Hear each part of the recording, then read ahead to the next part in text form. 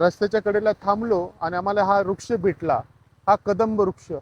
अनेक चेंडू किंवा बॉल या वृक्षावर असे लटकलेले दिसतात, पण हे बॉल नव्हे तर हे आहे कदंबाचं फळ.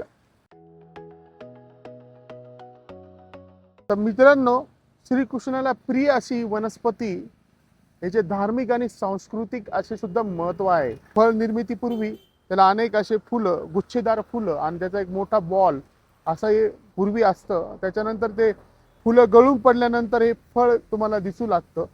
ज्या स्त्रियांमध्ये श्रीबीज वाढत नाही किंवा बिजांड्यांची उत्पत्ती व्यवस्थित होत नाही, त्याच्यामुळे फर्टिलिटी राहत नाही, अशांसाठी या ज्या फळापासून आपण एक तेल बनवतो आणि त्याचा उपयोग नस्य म्हणजे नाकातून टाकला असता बिजांड फुटण्यास किंवा स्त्रीबीज वाढण्यास मदत होते. तर मित्रांनो, हे जे वृक्ष, डेरेदार वृक्ष दिसतात, त्याला अशी ही हिरवीगार पानं आहेत.